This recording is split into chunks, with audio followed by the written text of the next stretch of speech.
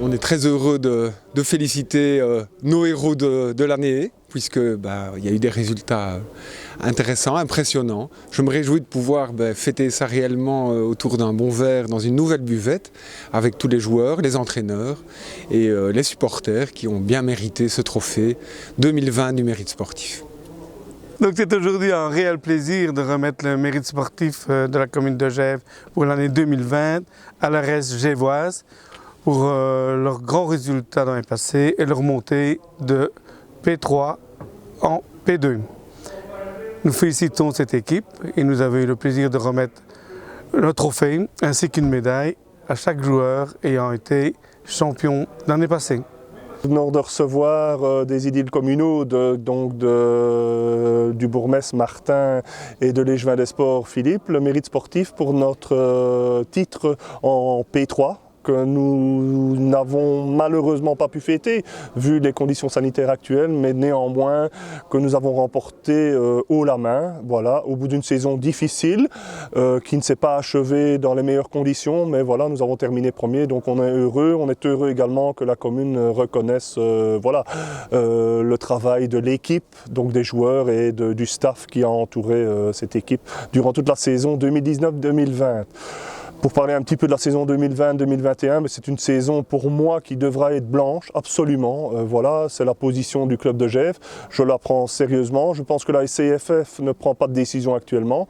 Les décisions, ce sont des non-décisions, je trouve. Et donc, je souhaite vivement et que je pense, puisque au niveau des ouvertures de buvettes, au niveau de la gestion d'adultes, ça va être impossible. Par contre, je prône vraiment l'ouverture pour les jeunes jusqu'à des U17 qui puissent reprendre les entraînements et jouer des matchs officiels ou amicaux, peu importe, mais c'est important pour les jeunes. Voilà. Ça, c'était un petit point pour la saison actuelle qui est vraiment pénible pour tous les clubs et voilà, qui est compliqué, mais je pense que le foot amateur peut passer une saison et faire abstraction de cette saison et recommencer la saison 2021-2022 sur de nouvelles bases et qu'on arrête de nous ennuyer avec cette saison-ci. Les adultes ont d'autres choses à penser, il y a le travail, il y a la vie de famille, il y a tout l'ensemble et puis il faut penser aussi aux autres et aux soins de santé actuels.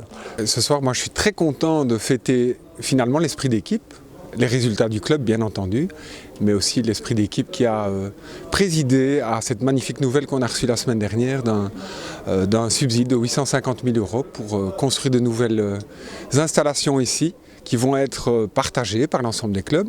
Un dossier qui a été soutenu par l'ensemble des groupes politiques autour de la table, par le gouvernement wallon qu'il faut remercier parce que c'est une nouvelle incroyable, et puis aussi remercier Infrasport et l'administration communale qui ont travaillé conjointement aussi pour l'aboutissement heureux de ce magnifique projet.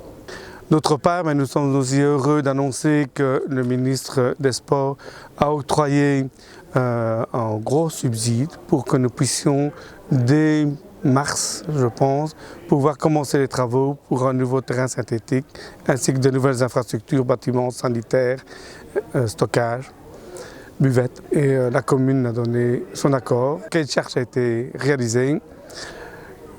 Les remises de prix ont été effectuées. Nous avons déjà sélectionné et lundi nous attribuons le marché.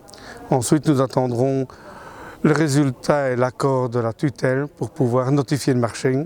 Et les travaux devraient démarrer assez rapidement.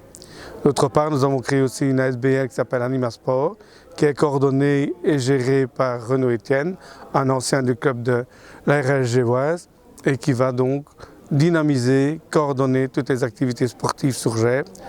Les différents clubs feront notamment partie d'un comité de gestion des salles et de coordination et seront appelés d'ici le mois de janvier à faire partie de ce comité. Voilà, une belle récompense pour une belle saison, on va dire, même si elle a été interrompue. Je pense qu'on allait quand même être champion. Après, pour le synthétique, c'est une bonne chose. La plupart des joueurs demandent ça maintenant. Donc forcément, on doit se mettre au diapason, il n'y a pas le choix. C'est important pour les jeunes aussi. Les clubs doivent se nourrir des jeunes aussi et voilà, c'est une bonne chose.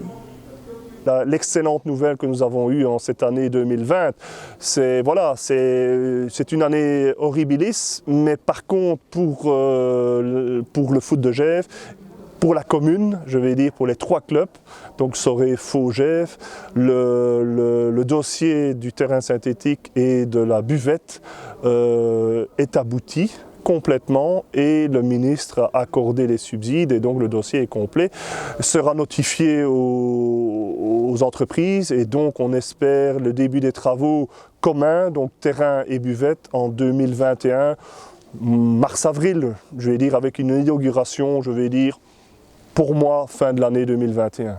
Ce qui pourrait redémarrer la saison 2022 ou terminer la saison 2021 sur le nouveau terrain, les nouvelles infrastructures. C'est vraiment non pas inespéré parce que je pense que ce soit les édiles communaux, je vais dire le collège, le conseil, qui dans son ensemble a soutenu le projet, vraiment dans son ensemble, les administratifs, je ne citerai pas de nom particulier, mais quand même, Renaud et Sébastien qui ont suivi ce dossier, et les 3 clubs de l'entité qui ont apporté leur pierre à l'édifice en excluant cet esprit de clocher qui n'a plus de raison d'être au sein de la commune de Gèvres. Donc vivons pour la commune dans son ensemble, pour ces jeunes et pour ces moins jeunes, je vais dire. Voilà.